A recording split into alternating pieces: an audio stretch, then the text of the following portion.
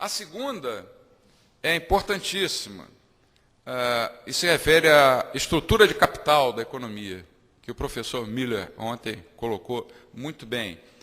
Na visão austríaca, nós temos uma estrutura de capital, uma estrutura de produção, em que o tempo de produção é contado da esquerda para a direita, o bem começa a ser produzido ali naquele estágio inicial e vai ser colocado na loja para ser vendido. Ele vai ser um bem de primeira ordem na definição do Menger, no estágio mais à direita. Podemos definir vetores, entre aspas, de oferta e demanda. Vetores porque tem módulo, direção e sentido, né, as propriedades dos vetores. Um vetor de produção em que nós caminhamos da esquerda para a direita. O bem começa a ser produzido e vai ser colocado na loja para ser vendido nesse retângulo mais à direita. Então, nós nos movemos da esquerda para a direita e de baixo para cima. Alguns autores chamam isso de vetor de oferta. Há um vetor de demanda no sentido do consumo. O consumidor compra o bem na loja, o dono da loja paga aos seus fornecedores, por sua vez paga aos seus fornecedores, e nós estamos percorrendo o caminho da demanda, de cima para baixo e da direita para a esquerda. É um vetor de demanda. Se existir coordenação na economia, quer dizer, nós temos os dois vetores, que eu repeti. Se nós temos coordenação na economia, os dois vetores, eles não apenas devem ser paralelos, eles têm que coincidir. Há coordenação ao longo de toda a estrutura de capital, de todos os estágios da cadeia produtiva, no sentido de que oferta e demanda seriam iguais. E a ausência de coordenação é quando acontece, por exemplo, uma coisa desse tipo. Isso pode ser provocado por uma política de fixação da taxa de juros por parte dos bancos centrais muito baixa. E é o que eu vou tentar mostrar agora, a origem dos ciclos econômicos para finalizar.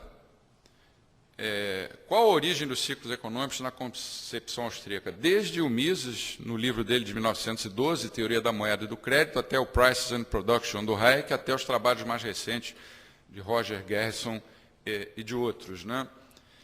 Quando a taxa de juros é fixada pelo governo, pelo Estado, em um nível inferior àquele que seria o nível que equilibraria as preferências intertemporais com a demanda de bens de capital, o que vai acontecer?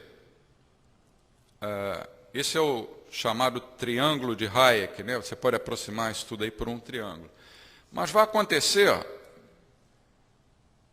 não sei se está muito claro ali, está aumentando o tempo de produção, porque a taxa de juros menor estimula os investimentos em setores mais de longo prazo. O valor presente dos investimentos de longo prazo em relação ao valor presente dos investimentos nos setores mais perto do consumo final aumenta mais, isso estica a base da estrutura de produção. Construção civil, claramente, é um setor que está situado ali à esquerda. Mas e aí, o que acontece? Mudou, né, a inclinação. Mudou a inclinação do vetor de oferta, com a queda da taxa de juros. Houve um estímulo às indústrias do lado esquerdo e do lado direito pode ter havido um estímulo ou um desestímulo. Isso vai depender de cada situação. Por isso que eu coloquei a linha laranja e a linha amarela. Isso aí só pode ser entendido dentro de uma perspectiva dos mercados como processos. Quer dizer, essa é a origem dos ciclos econômicos, que vai acontecer uma descoordenação porque a moeda injetada na economia, ela entra sob a forma de poupança forçada, isso quer dizer, poupança artificial. É dinheiro que entrou na economia que se fantasia de poupança, mas não é poupança. Então, no primeiro momento, todo mundo fica feliz, há uma expansão do lado esquerdo, a economia cresce, o PIB aumenta, todo mundo só olha para PIB, né?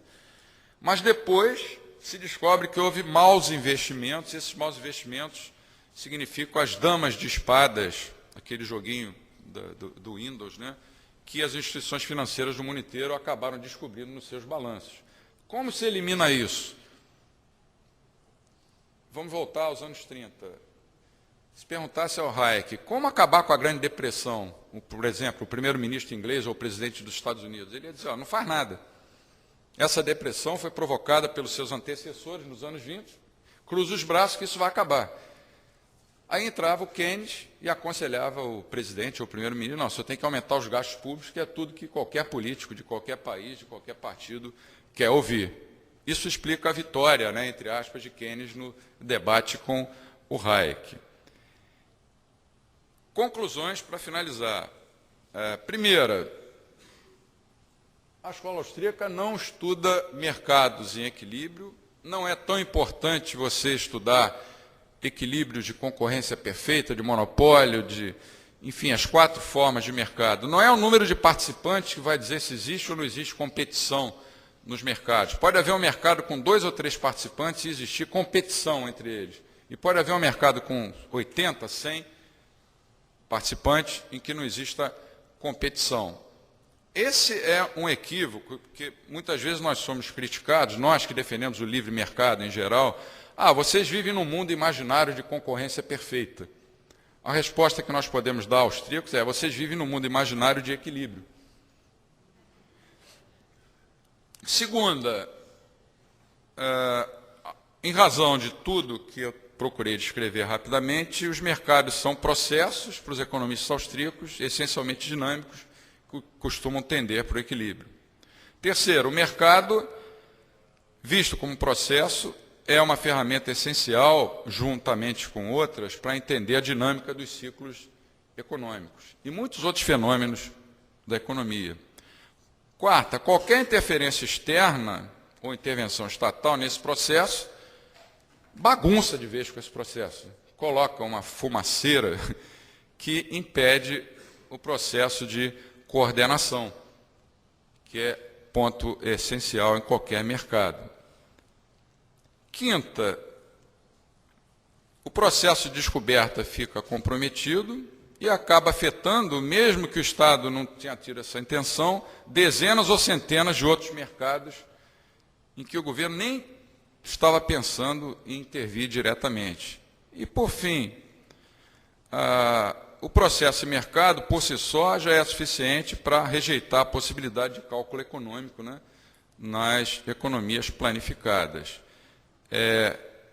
Era isso que eu tinha a dizer e volto a frisar, é uma alegria muito grande poder participar de um evento sobre a Escola Austríaca de Economia, neste país.